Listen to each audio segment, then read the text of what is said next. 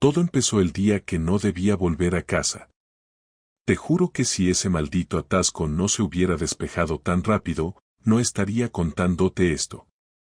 Era viernes, 6:00 de la tarde, y mi jefe nos dejó salir antes porque se fue de puente con su novia nueva. Cogí el coche y enfilé la A3 pensando que me iba a comer una hora larga de tráfico, pero no, sorprendentemente fluido. De esos días raros en los que el universo te da un respiro. ¿O eso crees? Y como un gilipollas, en vez de aprovechar para irme a tomar algo, pasar por casa de mi hermana o perder tiempo como cualquier persona normal, pensé, voy a sorprender a Laura. Que hace siglos no pasamos una tarde juntos sin prisa, sin televisión, sin móviles. Estaba ilusionado, tío. Compré vino, pan de masa madre en la panadería esa cara de su barrio, y un queso que a ella le flipa y que normalmente no nos damos el gusto de comprar. Me sentía como un adolescente idiota, de verdad. Pero cuando abrí la puerta de casa, noté algo raro. No ruido raro, ni desorden, ni nada así. Era la energía. El ambiente. No sé explicártelo bien, pero era como entrar en una habitación donde acaba de pasar algo y todo está colocado demasiado perfecto. Como si todo estuviera en su sitio, demasiado en su sitio. Laura no estaba. Lo supe antes de llamarla. Ni su bolso ni sus zapatos estaban. Pero lo que más me descolocó fue la copa de vino a medias en la encimera. Ella nunca deja una copa sin terminar. Es maniática con eso. ¿Te acuerdas cómo se ponía en la cena si no acababas el vino del plato? Fui a dejar mis cosas en el salón, y ahí vi el primer detalle que me rayó. Un cojín caído en el suelo. Ya sé, suena a tontería. Pero era el cojín del sofá donde siempre se sienta Laura. Y justo delante, una botella de vino vacía en el cubo, una que habíamos abierto hace 2 días y que no nos terminamos. Me quedé quieto un momento. No por miedo, sino porque mi cabeza estaba intentando encajar las piezas sin tener suficientes datos. A ver, no soy paranoico, de verdad que no. Pero algo no cuadraba. Todo estaba demasiado normal, como si alguien se hubiera asegurado de que no se notara que algo pasó ahí. Llamé a Laura, sin decirle que estaba en casa. Me contestó rápido, tono alegre. ¿Qué tal el atasco? Me preguntó como si no supiera que era imposible que siguiera ahí metido. Una locura. Pero bueno, ya casi. Oye, ¿tú por dónde andas? Ah, pues nada, aquí en casa, viendo una serie, dijo sin dudar. No respondí. Miré a mi alrededor, como si necesitara que las paredes me confirmaran que yo no estaba loco. Porque yo estaba en casa. Nuestra casa. Y Laura, claramente, no. ¿En casa? Le dije, lo más neutral posible. Sí, claro. Por nada, solo que he pasado por el Mercadona de al lado para pillar algo, y no te he visto el coche. Pensé que había salido. Pausa. Salí un momento antes, a por unas cosas. Pero ya estoy aquí, cariño. Colgué rápido. Algo dentro de mí se activó, como un interruptor. No era la voz. Era la seguridad con la que mentía. Como si llevara entrenando esa frase días. Como si supiera que tenía que darme esa versión porque no podía permitirse que yo supiera dónde había estado en realidad. Y ahí fue cuando decidí que no me iría de casa. No haría preguntas. No pondría cara de sospecha. Solo observaría. Y lo que observé durante las siguientes 48 horas fue suficiente para romper mi mundo en 2. Esa noche dormí en el sofá. No porque hubiéramos discutido ni porque Laura me lo pidiera, simplemente no me apetecía acostarme a su lado, no después de lo que vi y de lo que intuí. Ella volvió a casa pasadas las 9, con una bolsa en la mano de esas de papel reciclado, como si viniera de comprar algo específico.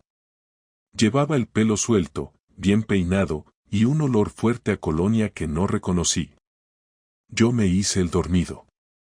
Me acarició el hombro al pasar por detrás del sofá, dijo bajito ya estoy aquí, y se fue directa al baño. Me quedé quieto, sin moverme, hasta que oí el agua de la ducha. No era la rutina de alguien que venía de estar tirada en casa viendo series. Tampoco el tono de alguien que se alegra genuinamente de ver a su marido. Era otra cosa. Ella no sabía que yo ya lo sabía, pero yo sí sabía que ella estaba actuando. Al día siguiente, sábado, me levanté temprano y me fui a correr. No lo hago nunca, pero necesitaba pensar, necesitaba espacio, necesitaba saber qué hacer. Y mientras trotaban mis pies por las aceras del barrio, repasaba cada gesto, cada palabra, cada momento de las últimas semanas. Desde cuando estaba pasando. ¿Qué señales había ignorado? ¿Qué más había delante de mis ojos y no quería ver? No necesitaba pruebas digitales, ni mirar su móvil, ni husmear en su ordenador. Todo estaba ahí, en su actitud, en la manera en que me hablaba, en cómo me tocaba, o más bien, en cómo ya no lo hacía. Ya no me besaba en la frente cuando me dormía, ya no se reía cuando hacíamos cenas improvisadas, ya no me buscaba con la mirada cuando llegábamos a un sitio.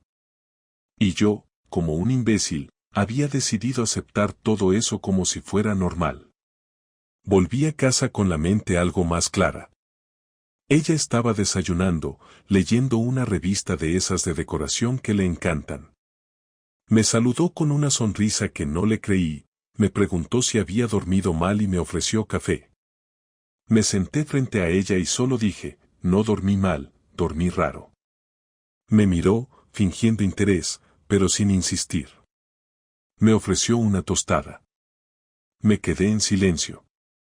Necesitaba verla moverse, necesitaba ver cómo funcionaba la mentira cuando nadie la forzaba. Y funcionaba, eso es lo que más me jodía. Lo hacía bien. Me besó en la mejilla antes de levantarse a ducharse, y en ese beso no había rastro de culpa. A mediodía, me pidió si podíamos pasarnos por casa de su madre para ayudarla con unas cajas. Dije que sí. No tenía sentido decir que no. No era momento de levantar sospechas. Subimos al coche y fue la primera vez que estuvimos solos fuera de casa en días. Y ella, como si nada, empezó a contarme un chisme de su compañera de trabajo, algo de una discusión por un aula compartida. Y yo solo asentía, como si me importara, como si no supiera que cada palabra que salía de su boca era una forma de tapar otra cosa. En un semáforo, sin mirarla, le pregunté, ¿has estado rara estos días? Lo sabes, ¿no? Guardó silencio unos segundos y respondió, ¿rara cómo? Le dije que había sentido distancia. Que no era reproche, que solo era una observación. Ella negó suavemente con la cabeza y me dijo, no es contigo, Javi. He estado cansada, saturada, agobiada con el curro. No sé. Me pasa cada cierto tiempo. No me lo creí, pero no lo discutí. Dejé que siguiera. Añadió que últimamente había pensado en pedir una excedencia, en desconectar, en tomarse un tiempo para ella. La palabra tiempo empezó a resonarme como una amenaza. ¿Tiempo para qué? ¿Para quién? La tarde en casa de su madre fue normal. Demasiado normal. Risas, bromas, cajas, álbumes de fotos. Todo como si nada. Yo seguía el guión. Era parte de mi plan. Si ella tenía una doble vida, yo iba a ser testigo de ella sin que lo supiera. No me iba a rebajar a espiarla ni a hacer escenas.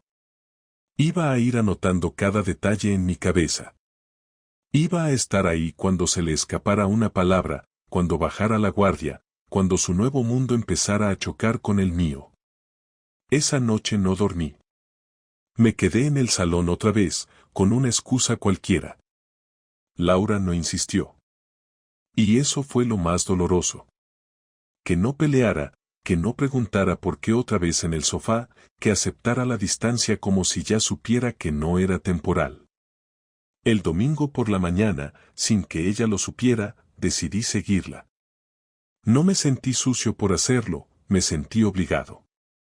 Ella salió de casa a las 10, con ropa deportiva, diciendo que iba a caminar con una amiga. Me quedé en casa 20 minutos, luego cogí el coche y la seguí. No fue difícil. Caminaba sola. No se encontró con nadie. Dio la vuelta a la manzana, se metió por una calle secundaria y entró en un edificio que no reconocí. Me quedé en el coche, esperando.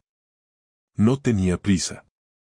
Estuve ahí casi una hora, hasta que la vi salir con otra ropa, peinada de nuevo, con el mismo bolso que siempre usaba cuando íbamos a cenar.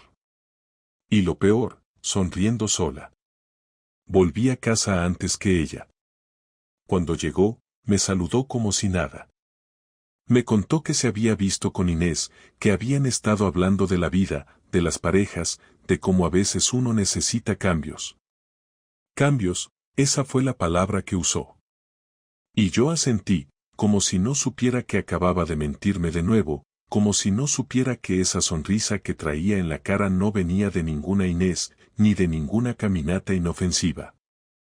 Esa noche dormimos juntos. Fue idea de ella. Se acercó a mí y me dijo que tenía ganas de abrazarme. Y yo dejé que lo hiciera. Quería sentir que se sentía dormir con alguien que ya no estaba contigo aunque siguiera en la misma cama. Me abrazó fuerte. Me besó el cuello. Me dijo que me quería. Y mientras lo hacía, pensé en lo que haría la semana siguiente. No tenía pruebas, pero no me hacían falta. Tenía algo mejor, la certeza de que la persona con la que dormía ya no era quien decía ser.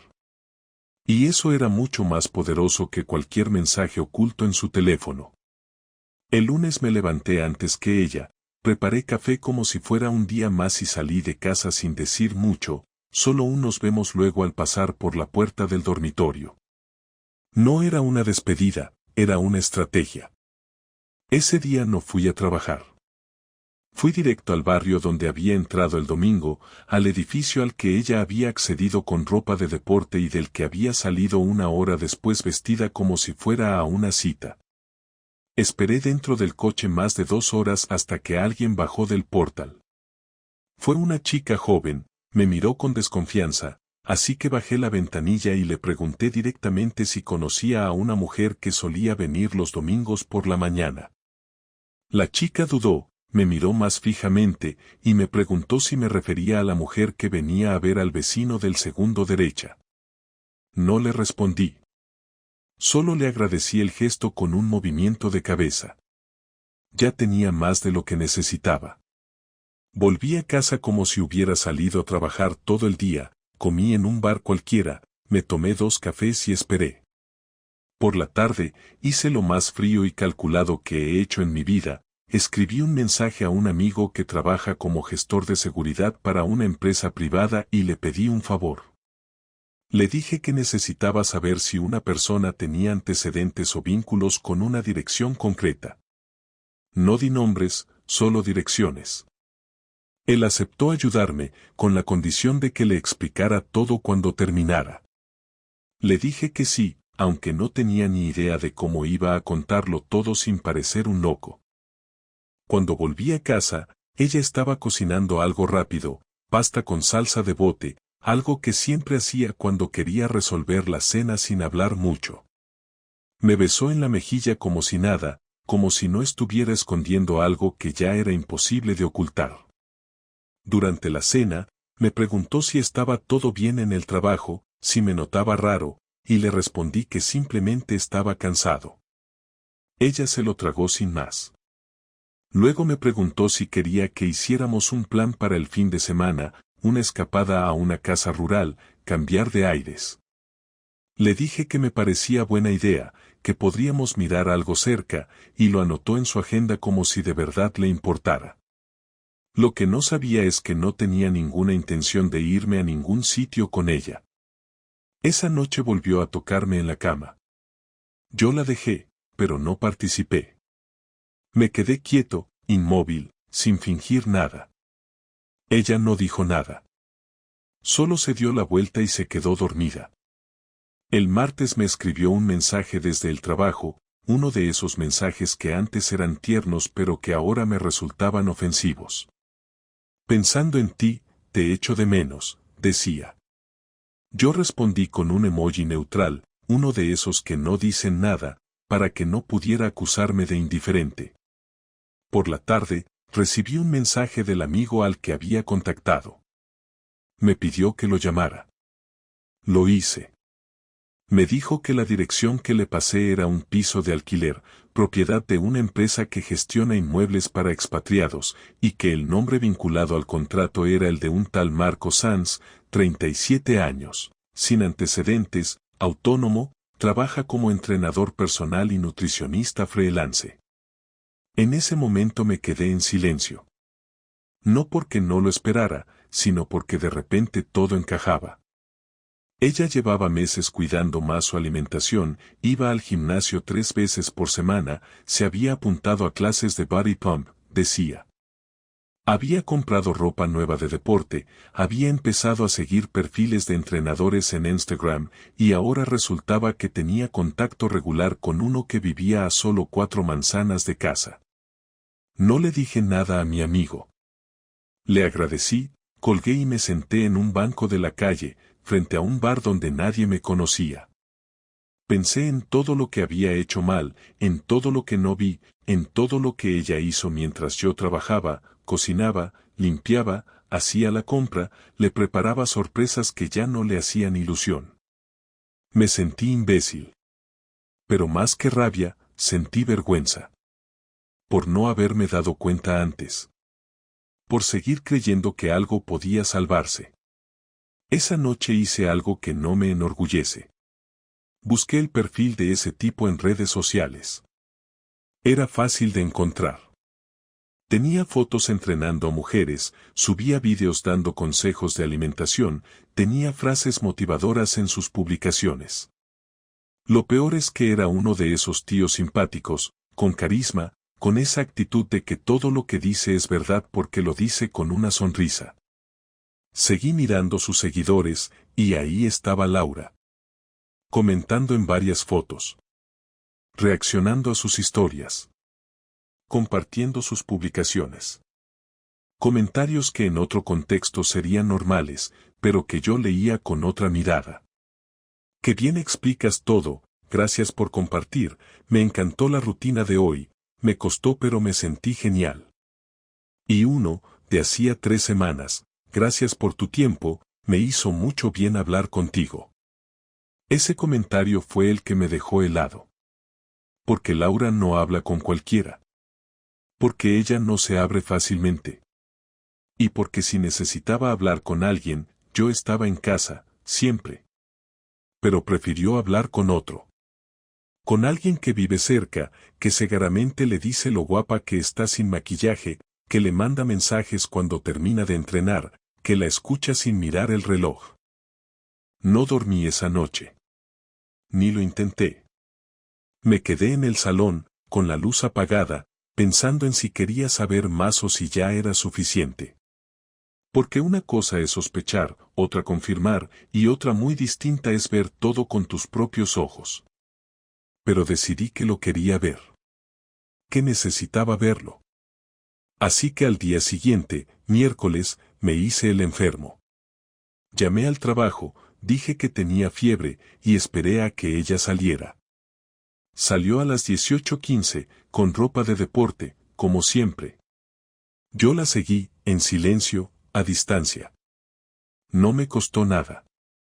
Caminó 4 calles, entró al mismo edificio, como el domingo. Subió sin mirar atrás. Y yo, después de unos minutos, también entré.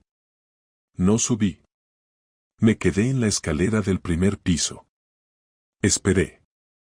Escuché pasos arriba. Puerta que se cierra. Silencio. Y luego, una risa. Su voz. No gritaba. No era escandalosa. Era ella. Cómoda. Tranquila. Relajada. La escuché decir algo que no entendí. Otra voz de hombre respondió. Más risas. Yo no grabé nada. No tomé fotos. No me escondí. Solo estuve ahí, en esas escaleras frías, durante casi una hora, esperando que saliera. Cuando lo hizo, no estaba sola. Salió el primero. Luego ella, con otra ropa. Se dieron un abrazo largo en la puerta. No un beso. Un abrazo. De esos que no se dan entre desconocidos. De esos que solo se dan cuando ya no hace falta esconder nada. No me vieron. Yo me fui antes. Volví a casa, abrí una cerveza, y me la bebí de pie en la cocina. Ya no había nada más que comprobar. El jueves me levanté como cualquier otro día, pero esa mañana decidí no fingir más. No hice café, no saludé, no la miré a los ojos mientras desayunaba. Ella notó el cambio, me lo vi en la cara. Me preguntó si me pasaba algo, y respondí que tenía prisa. Se ofreció a prepararme un bocadillo para el trabajo y dije que no hacía falta. Me observó en silencio mientras me ponía la chaqueta y recogía mis llaves. Luego soltó un te quiero como si fuera una rutina mecánica. Yo no respondí. Cerré la puerta sin mirar atrás y me fui directo a casa de mi primo David, que vive a 20 minutos en coche y trabaja desde casa. Me abrió la puerta sin hacer preguntas. Me miró y solo dijo, ¿qué ha pasado? Le conté todo. Desde el domingo hasta la noche anterior. Le conté lo que vi, lo que escuché, lo que sospechaba desde hacía semanas. No hizo ningún comentario estúpido, ni me dijo que me calmara, ni que esperara a tener pruebas. Me escuchó sin interrumpirme. Y cuando terminé, me preguntó qué pensaba hacer. Le dije que aún no lo sabía, pero que no podía quedarme cruzado de brazos. Y ahí, sin que yo se lo pidiera, me dijo que contara con él para lo que necesitara. Dormí allí esa noche. Le dije a Laura que tenía una cena con los compañeros del trabajo y que iba a quedarme en casa de uno que vive lejos. Me creyó. No hizo más preguntas. No me pidió fotos, ni ubicación, ni una videollamada. No le importó. Y eso fue lo que terminó de empujarme a tomar una decisión. El viernes por la mañana, mientras desayunaba con David, empecé a hacer una lista. No una de cosas que ella había hecho mal, ni de razones para odiarla. Una lista de todo lo que me había tragado. Las veces que me dijo que iba a yoga y volvía tarde. Las noches en las que tenía dolor de cabeza pero luego pasaba horas con el móvil en la mano. Las comidas donde no me miraba ni una sola vez a los ojos. Las fiestas donde me dejaba solo hablando con desconocidos mientras ella desaparecía con cualquier excusa. Las veces que la pillé sonriendo al teléfono y luego diciendo que era un grupo de amigas. Y sobre todo, la manera en la que dejó de interesarse por mí sin siquiera darse cuenta.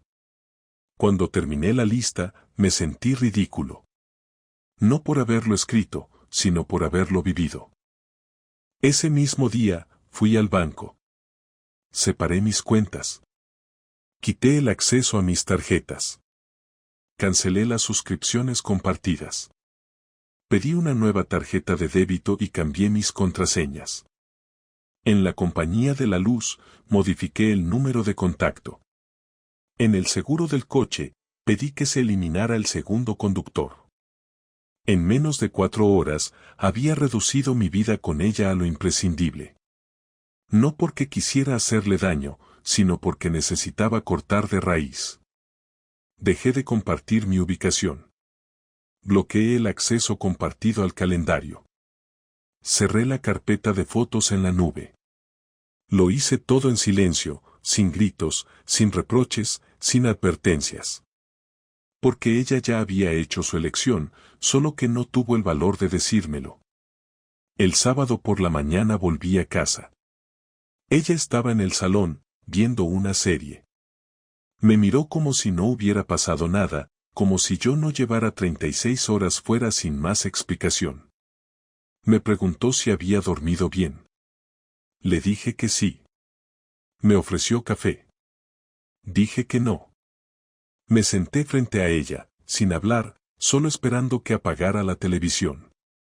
Cuando lo hizo, le dije que teníamos que hablar. No gritó, no se puso nerviosa, no intentó evitarlo. Dijo simplemente, vale, dime. Y ahí, sin cambiar el tono, le solté la verdad. Le dije que sabía lo del entrenador. Que sabía a dónde iba los domingos. Que sabía lo que hacía cuando decía que iba a caminar. Que la había visto salir de su piso. Que había escuchado su voz desde la escalera. Que había visto cómo se abrazaban en la puerta como si fueran novios. No reaccionó de inmediato. Me miró unos segundos, intentando medir su respuesta. Y lo que dijo después fue lo peor de todo. No sé qué decirte, Javi. No fue planeado. Esa frase me descolocó más que cualquier mentira. Porque no fue una negación, ni una disculpa, ni un intento de justificarse. Fue un reconocimiento disfrazado de excusa. Le pregunté cuánto tiempo llevaba viéndose con él. Dijo que no lo sabía exactamente, que habían empezado a hablar en el gimnasio hace meses, que al principio solo era una amistad. Le pregunté si se acostaba con él. Dijo que sí. Con la misma voz con la que me pedía leche en el supermercado. Le pregunté si me quería. Y ahí, por primera vez, no respondió de inmediato. Tardó más de 10 segundos. Y luego dijo, no lo sé. Me levanté. Fui a la cocina, abrí el cajón de los cubiertos, lo cerré, y volví al salón. Le dije que tenía 3 días para irse de casa. No le grité. No rompí nada. No lloré. Solo se lo dije. Ella no protestó. No dijo que eso era injusto. No pidió tiempo. Solo dijo, vale. Esa tarde empecé a empacar sus cosas. No lo hice con rabia. Lo hice como se hacen las cosas cuando ya no hay vuelta atrás. Ropa, libros, cosméticos, su caja de recuerdos, todo lo fui metiendo en cajas. Ella me ayudó. No hablamos. Solo embalamos. Le pedí que durmiera en la habitación de invitados. Aceptó sin discutir. Y así pasamos la primera noche separados bajo el mismo techo. Sin insultos. Sin reconciliación. Solo silencio. Al día siguiente, llamó a su hermana y le pidió ayuda para llevarse las cajas. Yo me fui temprano. No quería verla salir. No porque me doliera, sino porque no quería guardar esa imagen. Cuando volví por la noche, la casa estaba vacía. La suya, no la mía. Había dejado las llaves sobre la mesa, junto a una nota que no abrí. La tiré sin leerla. No porque me diera igual, sino porque ya no tenía sentido leer palabras que llegaban tarde.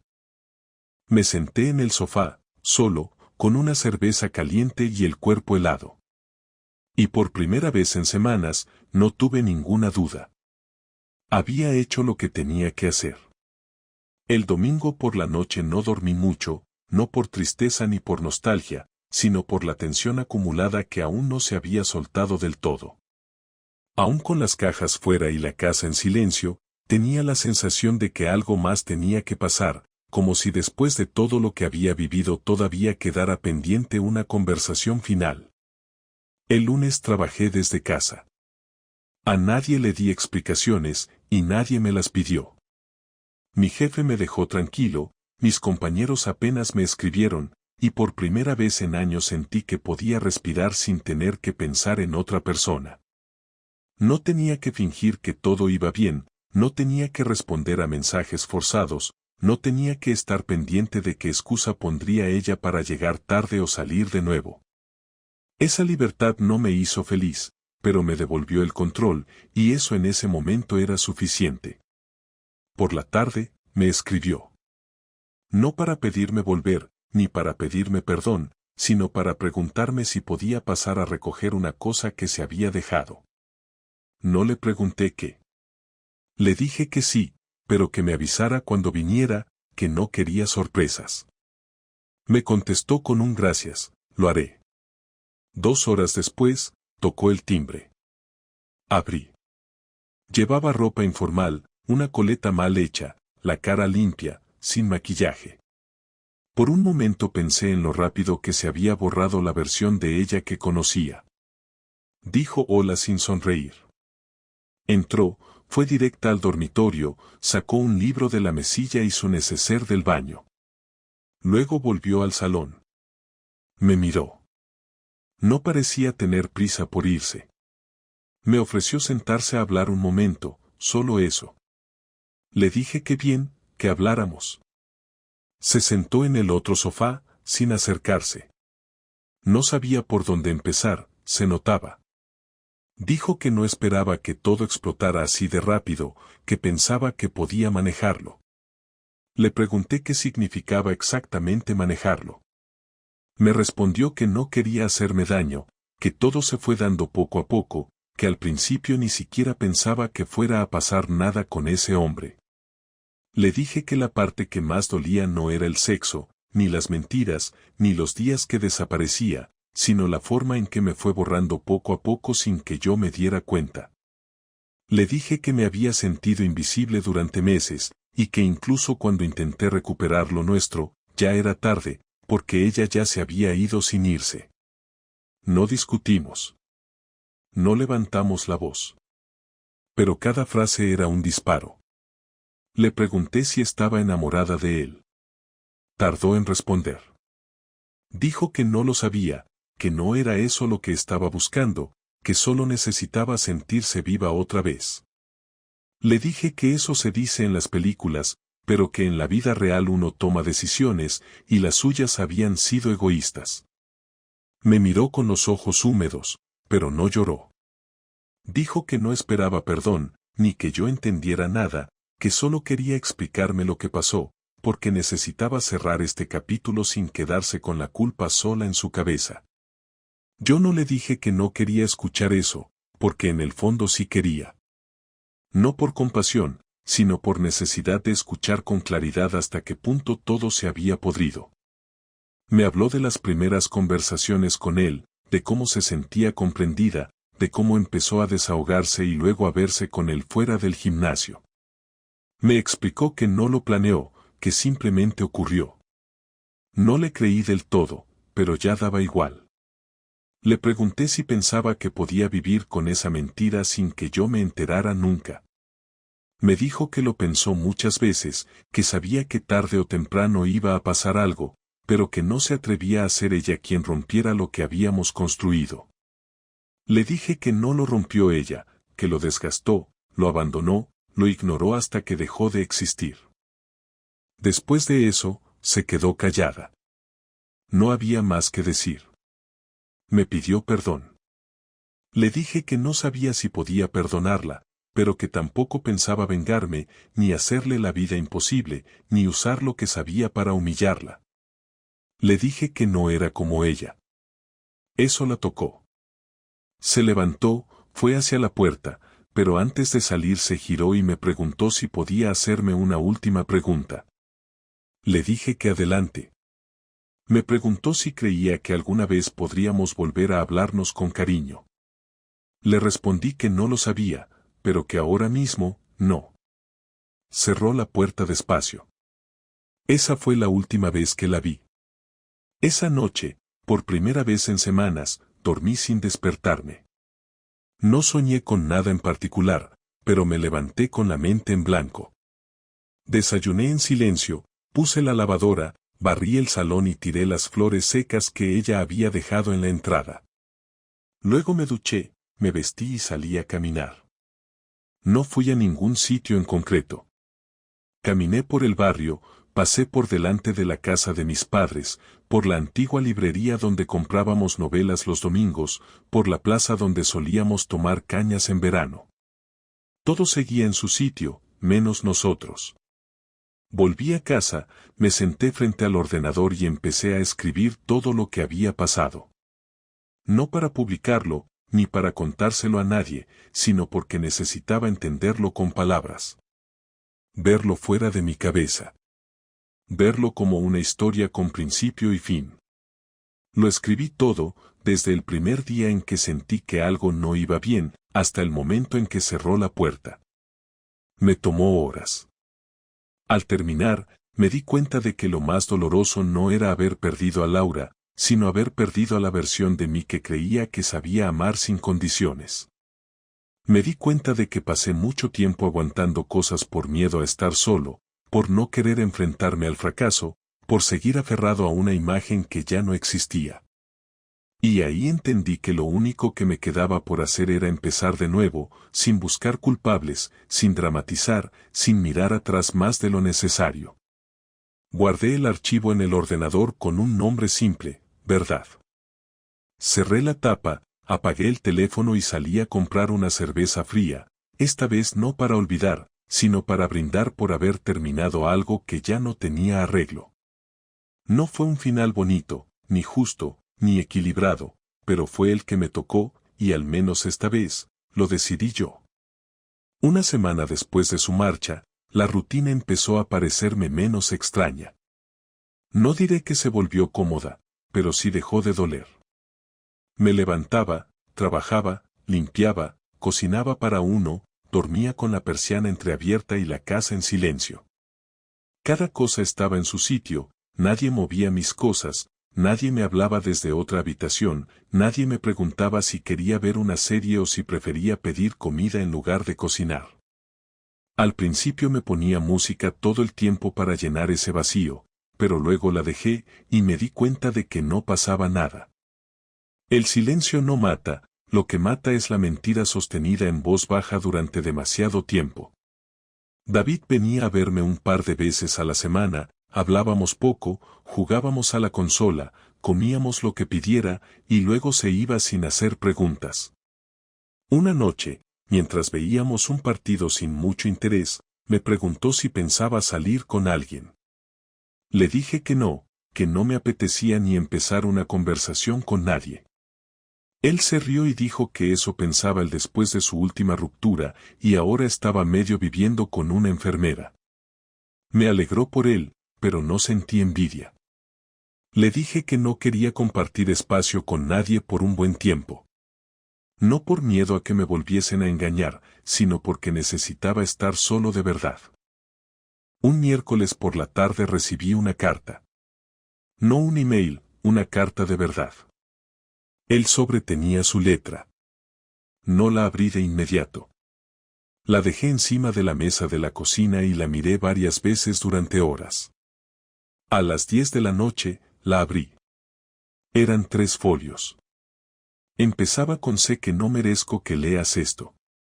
Continuaba con una explicación larga, detallada, pero sin excusas, sobre cómo se sintió, sobre cómo se apagó poco a poco, sobre cómo me dejó de querer, sin darse cuenta, y sobre cómo ese otro hombre fue solo una vía de escape, no un plan, ni un proyecto de vida. Me habló de su culpa, de su arrepentimiento, de que no esperaba que la perdonara pero que necesitaba contarme lo que no supo decirme en persona. Me agradecía los años buenos, los detalles, la paciencia, las veces que no respondí con odio cuando ella claramente lo merecía. Terminaba diciendo que no me iba a molestar más, que quería que fuera feliz, que ojalá un día pudiera recordarla sin rabia. No respondí. Ni por mensaje, ni con otra carta. No la odiaba, pero tampoco la necesitaba. Guardé esa carta en un cajón y seguí con mi día como si nada. Un mes después, Laura me escribió para decirme que estaba de alquiler en un piso pequeño, que no seguía con el tipo del gimnasio, que todo aquello había terminado antes incluso de que nos separáramos oficialmente, y que estaba empezando terapia.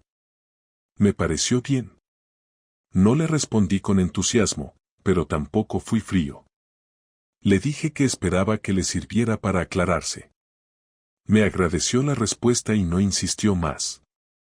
Con el tiempo, la gente empezó a enterarse. Algunos amigos comunes me escribieron, otros no dijeron nada. Los pocos que me preguntaron directamente, recibieron la misma respuesta: Laura y yo ya no estamos juntos, fue decisión mía. No entré en detalles. No me interesaba que nadie tuviera que elegir bando. Sabía que habría gente que acabaría sabiendo la verdad, y otros que se quedarían con la versión que más les gustara. No era mi problema. Mi madre me preguntó una tarde, sin rodeos, qué había pasado. Le conté la verdad, sin suavizar, sin añadir dramatismo.